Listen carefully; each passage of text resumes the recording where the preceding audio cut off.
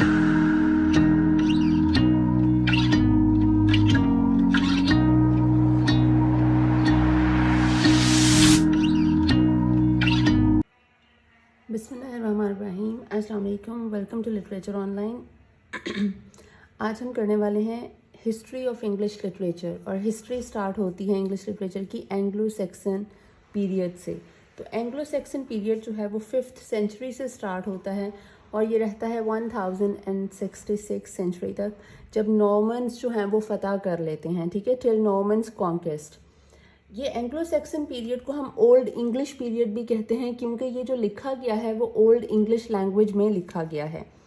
इसकी बैकग्राउंड की अगर हम बात करते हैं तो बेसिकली ये कुछ जर्मन ट्राइब्स थे जो वहाँ से लाइक एंजल्स और सैक्सनी से आते हैं, ब्रिटेन में आते हैं after the fall of Roman empire around 410 AD। मतलब 410 सेंचुरी में ये लोग आते हैं जर्मन से और आकर रहने लग जाते हैं ब्रिटेन में। तब क्या हो रहा होता है, तब रोमन एम्पायर फॉल हो रहा होता है, ठीक है, रोमन एम्पायर ख़त्म हो रहा है। अब रोमन एम्पायर ख़त्म हो रहा है उसका मतलब है कि वॉर चल रही होगी, तभी तो रोमन एम्पायर ख़त्म हो रहा होगा।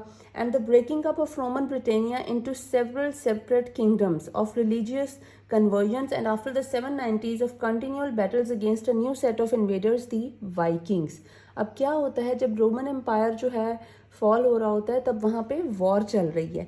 वॉर की वजह से जो ब्रिटेनिया है, रोमन ब्रिटेनिया है, वो डिफरेंट हिस्सों में तकसीम हो रहा है। मतलब एक बहुत बड़ी सी जो एम्पायर थी वो छोटे छोटे हिस्सों में बट रही है, ठीक है। और 790s से वहाँ पे क्या होता है, वहाँ पे वाइकिंग्स भी इन्वेड करना शुरू हो जाते हैं, ठीक है। और रिलीजियस कन्वर्जन्स हो रही हैं, मतलब डिफरेंट रिलीजन्स जो हैं वो आपस में मिंगल हो रहे हैं और वहाँ पे कन्वर्जन्स हो रही हैं, ठीक है, जिसकी वजह से मज़ीद लड़ाइयाँ होंगी।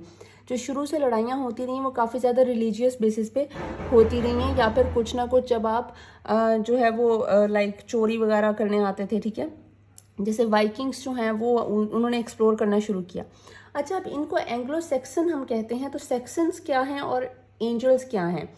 सैक्सन्स जो हैं वो इंग्लिशमैन या लो लैंडर थे, मतलब जो गरीब तबका था, जो कि फार्मर थे, ठीक है, as distinguished from a Welshman, Irishman और हाईलैंडर। और ये सेटल हुए थे साउदर्न इंग्लैंड में, ठीक है, सेक्सन्स सेटल्ड हुए थे साउदर्न इंग्लैंड में और ये लो लैंडर्स थे, ये आपने याद रखना है। और जो एंजल्स थे, ये बेसिकली जो सेक्सन्स थे ये जर्मनिक ट्राइब्स थे, ठीक है, कोई कबीले के लोग हुआ करते थे। और जो एंजल्स थे वो जर्मनिक पीपल थे जो वहाँ पे जर्मन के मतलब सिटीज वगैरह में रहते थे। Inhabitants of Schleswig and Holstein settled in East Anglia, ठीक है, जो एंग्लिया में रहे हैं, एंग्लिया में सेटल होंगे, दोज आर एंजल्स। और जो साउदर्न इंग्लैंड में सेटल होंगे वो हैं सेक्सन्स, ठीक है। ये वाले लो लैंडर्स हैं और ये श्लेस्विग के रहने वाले हैं एंजल्स, ये आपने याद रखना है। उसके बाद हमारे पास क्वेश्चन आ जाता है, biggest impact of Anglo Saxon to our English today. हम एंग्लो सैक्सन पीरियड पढ़ते क्यों हैं आखिर, मतलब ओल्ड इंग्लिश में लिखा हुआ एक लिटरेचर है जो हमें अभी भी पढ़ाया जाता है। तो बेसिकली बच्चा बात ये है कि वो जो इंग्लिश तब लिखी गई थी उसके वर्ड्स बहुत ज़्यादा अभी तक यूज़ हो रहे हैं हमारी जो मॉडर्न इंग्लिश है उसमें। लाइक 4500 वर्ड्स स्टिल यूज़ हो रहे हैं इंग्लिश में। इसको अगर हम हम देखें कि डेली यूज़ में कितने वर्ड्स बनते हैं, 4500 वर्ड्स हैं, जिस तरह वो डबल कंपाउंड वर्ड्स बन जाते हैं, ठीक है, और इस तरह। तो हमारे कुछ 13,000 वर्ड्स हैं अभी भी इंग्लिश डिक्शनरी में, जो मॉडर्न इंग्लिश डिक्शनरी है, जो कि ओल्ड इंग्लिश से लिए गए हैं, ठीक है। इसलिए इसका इम्पैक्ट है एंग्लो सैक्सन का हमारी मॉडर्न इंग्लिश पे, इसीलिए हमें ये अभी तक पढ़ाई जाती है। उसके बाद हमारे पास आ जाता है major genres of English Saxon literature.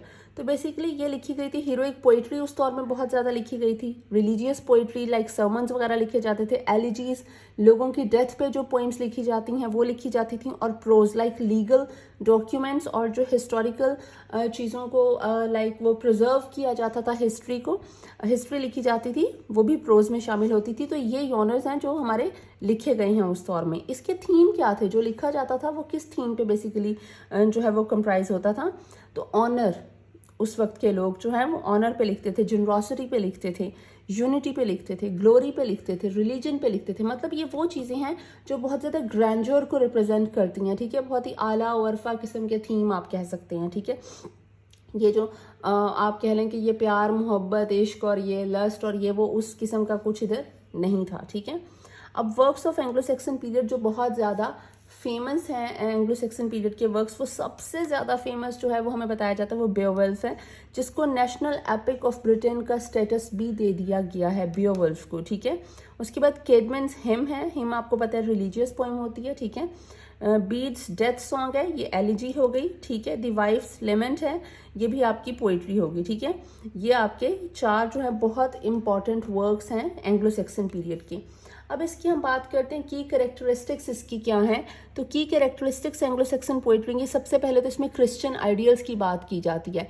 बच्चे क्रिश्चियन आइडियल्स आपके हैं जैसे ट्रूथ हो गया, आपकी लव फॉर गॉड हो गया, ठीक है, love for your own siblings, love for Mankind हो गया, ठीक है। इस तरह की चीज़ें जो है वो क्रिश्चियन आइडियल्स पे बात की जाती है। उसके बाद हमारे पास बात की जाती है हीरोइक पोइट्री, जो की कैरेक्टरिस्टिक थी वो इसमें हीरोइक पोइट्री थी। हीरोइक पोइट्री के एलिमेंट्स क्या होते हैं, आपको भी पता है कि एक तो हीरोइक पोइट्री में बहुत ही ज़्यादा अनबिलीवेबल स्टैचर का हीरो होगा, लाइक वो जिस तरह के ये तमिल मूवीज़ होती हैं उसमें होते हैं, या फिर आपकी जो हॉलीवुड में अक्सर हीरोज़ हैं वो सुपर ह्यूमन होते हैं ना, तो वो जो आपके जो सुपर ह्यूमन टाइप हीरोज़ हैं वो आपकी हीरोइक पोइट्री में पाए जाते हैं, ठीक है।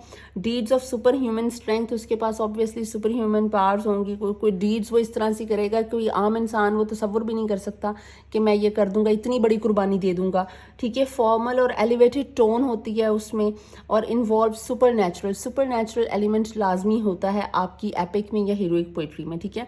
उसके बाद आपके पास आ जाता है सिनेक्टिकी आपके पास एक फिगर ऑफ स्पीच है, ये FOS जो मैंने लिखा हुआ है, this is basically the abbreviation for figure of speech, ठीक है, in which a part is made to represent the whole.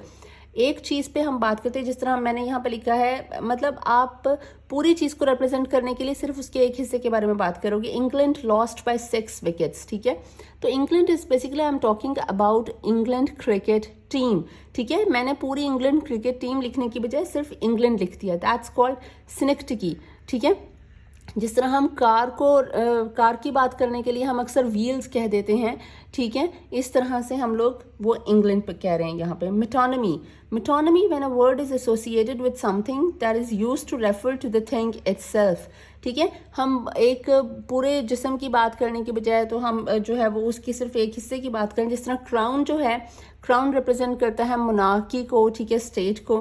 Pen represent करेगा डॉक्यूमेंट्स को, और द वाइट हाउस रिप्रेजेंट करता है अमेरिकन एडमिनिस्ट्रेशन को, ठीक है। तो मैंने बजाय इसके कि मैं वो पूरी वो लंबी चौड़ी सी बात करूं या कुछ करूं, तो मैंने वो उनके छोटे छोटे से जो सिंबॉलिक रिप्रेजेंटेशन है उन चीज़ों की, मैं उसको यूज़ करूंगी, तो दैट इज़ कॉल्ड मेटोनमी। उसके बाद आयरनी इसमें ज़रूर हुआ करती थी जो एंग्लो सेक्सन पोइट्री थी। आयरनी क्या होती है बेटे, जो आपने मतलब हम कहें कुछ और करें कुछ, दिखाएं कुछ और हो कुछ और, ठीक है। मतलब जो होने वाला है उसके बिल्कुल ऑपोजिट दिखा रहे हो, या जो करने वाले हैं उसके बिल्कुल ऑपोजिट कह रहे हो, इसे हम कहते हैं वर्बल आयरनी, सिचुएशनल आयरनी और ड्रामेटिक आयरनी। ये तीनों किस्म की आयरनी लाजमी हुआ करती थी उस वक्त की पोइट्री में। उसके बाद हमारे पास आते हैं सेक्सन रर्म्स बेटा वो चीज़ें हैं कि जब एंग्लो सेक्सन वहाँ पे आए, जो सेक्सन्स जब वहाँ पे आए हैं ब्रिटेन में, तो उन्होंने वो जो मैंने आपको बताया कि जो रोमन एम्पायर है वो डिवाइड हो रही थी हिस्सों में, तो जो सेक्शंस हैं उन्होंने 4 हिस्सों में इसको तकसीम किया जो सेक्शंस के थे, और इसके एंड में सेक्स ही आएगा क्योंकि सेक्शंस यहाँ पे रहे हैं, ठीक है, उन्होंने ये किया था इसको डिवाइड। तो वेसेक्स वो है जिसमें वेस्ट सेक्शंस जो हैं वो आकर रहने शुरू हो गए, ठीक है। एसेक्स ईस्ट सेक्शंस के लिए, and Sussex for South Saxons, and Middlesex for Middle Saxons. तो this is all about Anglo Saxon poetry. और नेक्स्ट हम इंशाल्लाह एज ऑफ चौसर करेंगे, क्योंकि वो he is the father of English literature, तो हम वो करेंगे। आई होप आपको एंग्लो सेक्सन हिस्ट्री जो है वो थोड़ी बहुत पता चल गई होगी। Thank you so much.